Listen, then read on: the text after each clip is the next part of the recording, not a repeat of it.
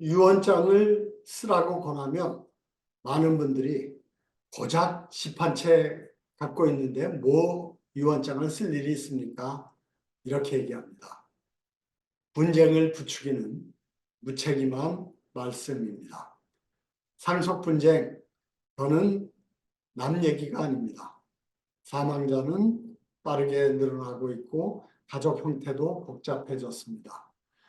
부모님이 돌아가신 후 부동산에 욕심내는 형제들도 많이 눈에 띕니다. 저성장 추세까지 고착화되면서 상속은 이 시대 마지막 로또가 됐습니다. 이래도 가족과 안다툴 자신 있습니까? 죽은 자도 산 자도 걱정이 없으려면 무엇이 필요할까요? 돈 많은 사람들이나 유언장 쓰지 집 한 칸밖에 없는데 뭘 쓰냐, 이렇게들 많이 말씀하세요. 잘못된 생각입니다. 무책임하고 핑계를 대는 것에 지나지 않습니다.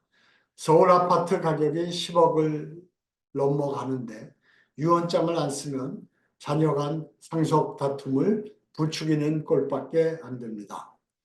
좋은 죽음의 핵심은 자기 결정권의 실현입니다.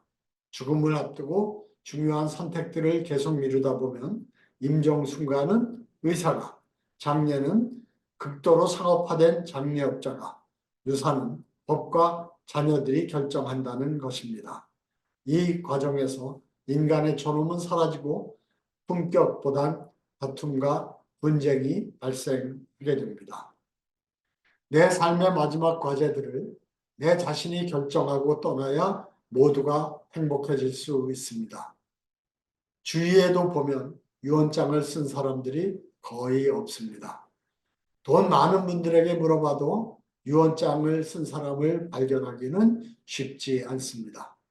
하나금융연구소가 2015년 실시한 설문조사에서도 유언장 작성 비율은 5%가 안 됩니다. 유언장을 작성하지 않는 이유가 뭘까요? 우리나라에서 평범한 사람들이 많든 적든 부를 축적해 재산을 남기고 세상을 떠나는 첫 세대가 80대 이상입니다. 그런데 아무도 유언장을 안 쓰다 보니 나도 쓸 생각을 하지 않게 되는 것이 현실입니다. 수백 년, 수천 년간 유언장을 써온 전통이 없는 상태에서 새로 유언장을 쓰자니 힘들고 낯설 수밖에 없습니다. 그럼에도 집 한 채 때문에 가족이 풍비박산 나는 걸 보면 유언장은 꼭 써야 합니다. 유언장이 법적 효력을 갖추려면 요건에 맞춰 잘 써야 하겠죠. 그러나 일단 편하게 쉽게 써보기를 시도할 것을 추천합니다. 처음부터 너무 어렵게 생각하면 시작하기가 어렵기 때문입니다.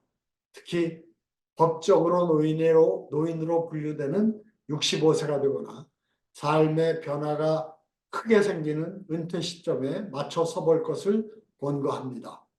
어차피 닥쳐올 죽음에 대해 미리 준비하면 내 삶을 훨씬 더 의미 있게 만들 수가 있습니다.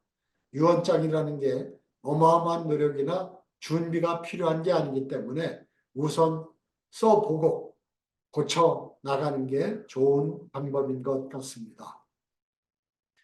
유언장을 쓰기 시작했다면 내용과 형식을 공부하는 게 필요합니다. 상속인이 요구할 수 있는 최소 상속분인 유료분을 고려해 재산을 분배하고 또 법적 효력을 갖추기 위한 서식들을 익혀야 합니다. 큰아들은 잘 살고 작은 아들은 형편이 어려워도 둘째에게 재산을 다 몰아주면 분쟁을 유발하는 꼴밖에 안 됩니다.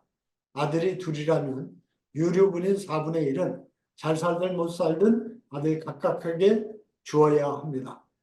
또 치매가 오기 시작하면 유류분마저 분쟁 대상이 될 수 있어 치매가 오기 전에 미리 써둬야 합니다. 유언장을 작성할 때 상속재산의 10%, 그게 부담된다면 적어도 1% 또는 2%는 사회에 기부하는 것도 생각해 볼 일입니다. 국세청에 따르면 2022년 상속재산 규모는 100조에 가깝습니다. 10%면 9조고 1%라고 해도 1조에 이르기 때문에 미래 세대를 위한 교육, 복지, 문화, 과학기술 연구에 큰 돈을 쓸 수가 있게 됩니다. 장례식 때 비싼 수의 안 입고 또 관 쓰지 않는 것을 통해서도 수백만 원을 아낄 수가 있습니다. 새해를 맞이해서 웰다잉 문화운동 홈페이지에 유언 무료 상담센터가 개소되었습니다.